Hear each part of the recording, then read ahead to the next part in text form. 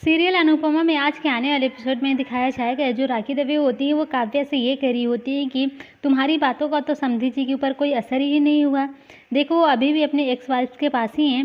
तभी यहाँ पे जो होती हैं काव्या, उन्हें बहुत गुस्सा आता है और वो पहुँच जाती हैं वनराज के पास और पूछती कि अनुपमा तुम कैसी हो। वो ये कह देती हैं कि मैं ठीक हूँ, बहुत जल्दी ठीक हो जाऊँगी। काव्या ये कह देती हैं कि तुम्हें जल्दी नहीं, बहुत जल्दी ठीक होना होगा, नहीं तो तुम हमें सी ऑफ करने के लिए कैसे आओगी। उसके बाद यहाँ पे वनराज ये कह देते हैं क्यों तुम कहीं जा रही हो क्या। वो कह देती है मैं नहीं जा रही हूँ, हम दोनों जा रहे हैं, हम दोनों अब्रॉड जा रहे हैं हनीमून पे।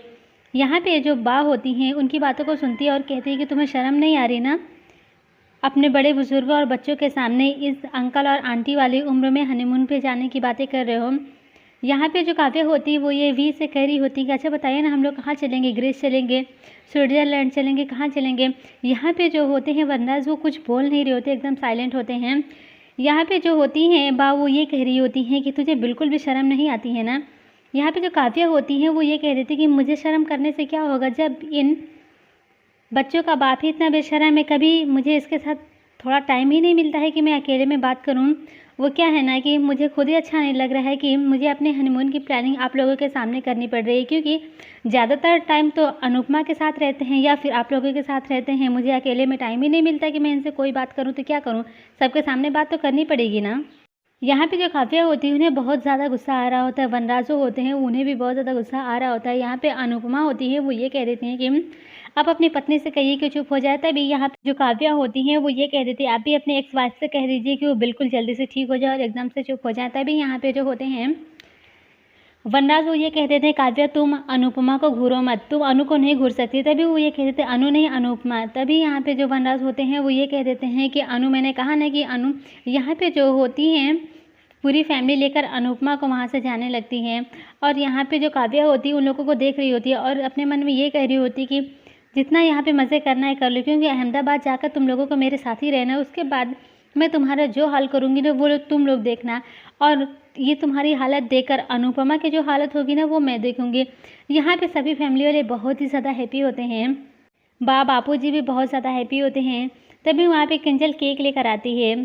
तब बा ये कह देते हैं कि मैंने केक बनाया है। तभी बाबूजी ये कह देते हैं कि केक के ऊपर कैंडल जला देने से उसे केक बनाना नहीं कहते हैं।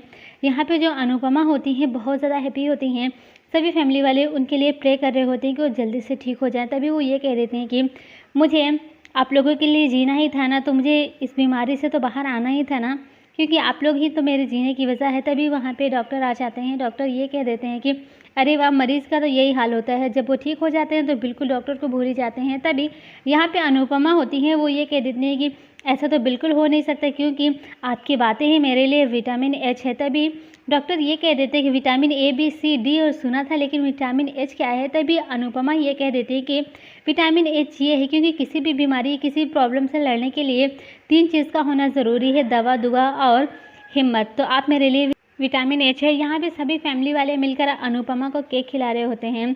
उसके बाद जो डॉक्टर होते हैं वहाँ से चले जाते हैं और कह देते हैं कि भले तुम्हारा सर्जरी सक्सेसफुल हो गया है, लेकिन अभी कुछ रिपोर्ट्स आनी बाकी है। जैसे ही रिपोर्ट्स आ जाएंगे वैसे ही मैं तुम्हें ये बताऊंगी तुम्हें आगे क्या करना है। वैसे भी मैंने तुमसे बहुत कुछ सीखा है। यहाँ पे जो अनुपमा होती है उनके बारे में काव्या सोच कर बहुत ज़्यादा परेशान हो रही होती है और वो पैकिंग कर रही होती है। तभी वहाँ पर वनराज चले जाते हैं। वनराज से कहते हैं काव्या कि मुझे यहाँ नहीं रहना है, हम लोग हैदराबाद वापस जा रहे हैं, क्योंकि मुझे अपना ऑफिस भी तो ज्वाइन करना है, क्योंकि जब तक आपकी जॉब नहीं लग जाती तब तक मुझे अपना जॉब तो सिक्योर करना पड़ेगा, क्योंकि ढोलकिया को पता चलेगा कि मेरी शादी तुमसे हुई तो पता नहीं वो क्या करेगा। तभी यहाँ पे जो होते हैं वनराज वो ये कह देते हैं कि मुझे कहीं भी नहीं जाना है, मुझे अपने फैमिली के साथ ही जाना है। तुम्हें जाना है तो तुम जाओ, अपनी जॉब को सिक्योर कर लो।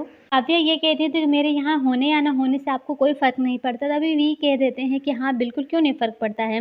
वनराज ये कहते हैं कि अगर तुम यहाँ पे नहीं होगी तो ये रोज़ रोज़ जो तमाशे होते हैं ना वो नहीं होंगे। यहाँ पे जो होती हैं काव्या वो ये कह देते हैं मैं हमेशा तुम्हें अच्छी बातें सिखाती हूँ और हमेशा तुमसे बहुत ज़्यादा प्यार करती हूँ, फिर भी तुम मेरे ऊपर इतना चिढ़े हुए क्यों होते हो। उसके बाद यहाँ पे आगे दिखाया जाता है जब वनराज रूम से बाहर निकल जाते हैं, जो काव्या होती है मार्केट जाती है, वहाँ से कुछ सामान लेकर आती है और कह दे रही होती है अपने मन में कि आज तो मैं ऐसा खाना बनाऊँगी किसी भी तरीके करके मुझे वी को मनाना ही होगा। तभी देखती है जो काव्या होती हैं कि यहाँ पे जो किंजल होती हैं कि उनके किचन से मिक्सर लेकर जा रही होती हैं। यहाँ पे जो होती हैं काव्या वो ये कह रही थी, मिक्सर लेकर तुम कहाँ जा रही हो? मिक्सर लेकर तुम कहीं भी नहीं जा सकती क्योंकि ये मिक्सर मेरा है। तभी किंजल ये कह रही थी, नहीं ये मिक्सर मेरी मम्मी का है, क्योंकि किचन में जो भी मसाले हैं और जो कुछ भी है ना सब कुछ मेरी मम्मी का है। ये दोनों आपस में झगड़ा करने लगती हैं और कोई भी मिक्सर किसी को नहीं देता। तभी राखी देवी आ जाती है, अपनी किंजल को देख रही होती है और कह देती है अपने मन में कि बस यही देखना बाकी रह गया था, मेरी बेटी जो कि अपने घर में कभी उसने किचन का मुंह तक नहीं देखा है, वो यहाँ पे आके मोहल्ले की औरतों जैसा लड़ रही है, बस यही देखना बाकी था, अब क्या रहा। तभी वहाँ पे वो आ जाती है और कह देती चुप हो जाओ तुम दोनों, क्योंकि जंगली बिल्ली की तरह लड़ रही वो भी इस मिक्सर के लिए। तभी यहाँ पे जो काव्या होती हैं वो किंजल से ये कह देती हैं कि भूलो मत कि मैं तुम्हारी सास हूँ और तुम मुझे सास वाली रिस्पेक्ट चाहिए। तभी किंजल ये कह देती है कि सास वाली रिस्पेक्ट तभी मिलेगी जब आप अपनी सास को रिस्पेक्ट देंगी। यहाँ पे जो होती है किंजल वो मिक्सर लेकर चली जाती है। राखी देवी ये कह देती हैं कि देखो काव्या, तुम ऐसा कुछ भी नहीं कर सकती, वैसे भी तुम अभी नई नई कमीनी बनी हो ना, लेकिन मैं पैदाइशी ही कमीनी हूँ। तभी यहाँ पे जो काव्या राखी देवी ये कह देती हैं कि मेरी बेटी के साथ अगर कुछ भी गलत होगा तो मैं बर्दाश्त नहीं करने वाली। तभी यहाँ पे जो होती हैं काव्या वो ये कह रही तुम किसी की भी सगी नहीं हो। राखी देवी ये कह देती है कि मैं अपनी बेटी की सगी हूँ, अगर उसे कुछ भी हो रहा तो मैं बिल्कुल भी बर्दाश्त नहीं करने वाली। यहाँ पे जो वनराज होते हैं वो कॉल कर रहे होते, कई ऑफिस में कॉल करते हैं अपनी जॉब के लिए, लेकिन कहीं भी उनकी जॉब नहीं लगती है, वो बहुत ज़्यादा परेशान होते हैं। फाइनली वो निराश होकर बैठ जाते। तभी वहाँ पे उनका बेटा तोसू आ जाता है और कहता है क्या हो पापा, आप थोड़े परेशान लग रहे हैं। वो ये कह देते हैं हाँ मैं थोड़ा सा परेशान इसलिए हूँ क्योंकि मेरी जॉब अभी कहीं भी नहीं लग रही है, क्योंकि बापू जी की दवाई लेनी है और घर की इतनी जिम्मेदारियाँ हैं, उन्हें पूरा करने के लिए पैसों की ज़रूरत तो होगी ना, तो जॉब अभी मिल नहीं रही है। तोसू ये कह देता है अब आपका बेटा बड़ा हो गया है, लेकिन यहाँ पे वनराज ये कह देते बेटा बड़ा हो गया है लेकिन बाप अभी बूढ़ा नहीं हुआ है। मैं नहीं चाहता हूँ कि तुम्हें मेरे जैसे स्ट्रगल करना पड़े और घर गृहस्थी में उलझना पड़े, क्योंकि जो स्ट्रगल मैंने किया है मैं नहीं चाहता हूँ कि मेरा बेटा भी वही करे। तुम्हारी और किंजल की ज़िंदगी अभी अभी शुरू हुई है, अगर तुम मेरी हेल्प करना ही चाहते हो तो ऐसी जगह करो, अपने दोस्तों को फ़ोन करो और पता करो कि कहीं उनके ऑफिस में कोई जॉब हो तो वो मेरे लिए बताया। तभी वो कह देता है कि हाँ मैं जॉब के लिए पता करूँगा, लेकिन एक इंस्टीट्यूट ऐसा है जहाँ पे आपको आसानी से जॉब मिल सकता है, दवे इंस्टीट्यूट। तभी यहाँ पे जब वनराज होते हैं वो ये कह देते हैं कि नहीं राखी दवे कि यहाँ तो मुझे जॉब नहीं करनी है।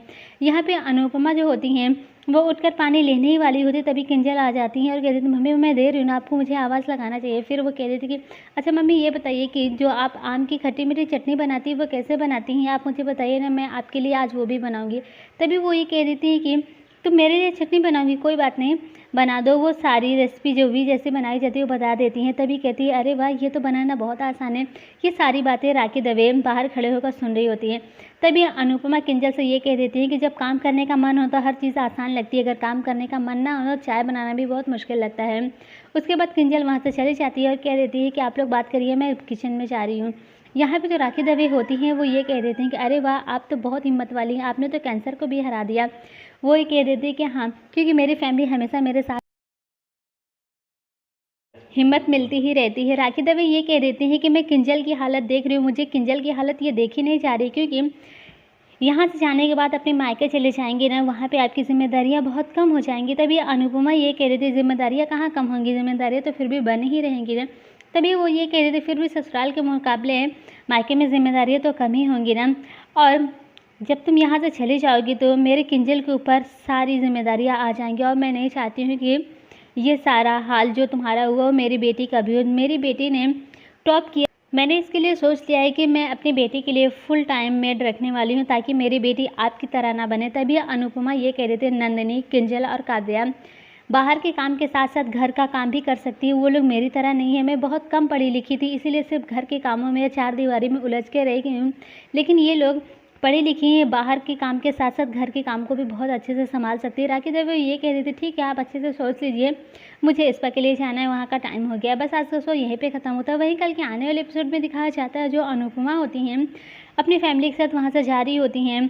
तभी डॉक्टर आ जाते हैं, वो ये कह देती हैं कि आप बिल्कुल वैसे ही विदा कीजिए ना जैसे कि आपने मुझे मिलने के टाइम किया था। यहाँ पे जो होते हैं डॉक्टर वो बांसुरी बजा रहे होते हैं, सभी को बहुत अच्छा लगता है। यहाँ पे जो काव्या होती है वो रेडी होकर आ जाती हैं। एक कार होती है, बहुत ही ज़्यादा अच्छे से डेकोरेट की हुई होती है। यहाँ पे जो काव्या होती है वनराज के साथ होती है और बहुत ही ज़्यादा हैप्पी होती हैं। यहाँ पे जो अनुपमा होती हैं वो ये कह देती हैं कि सच में यहाँ से मेरी ज़िंदगी एक नई शुरुआत हो रही है, कान्हा जी मेरी हेल्प करना।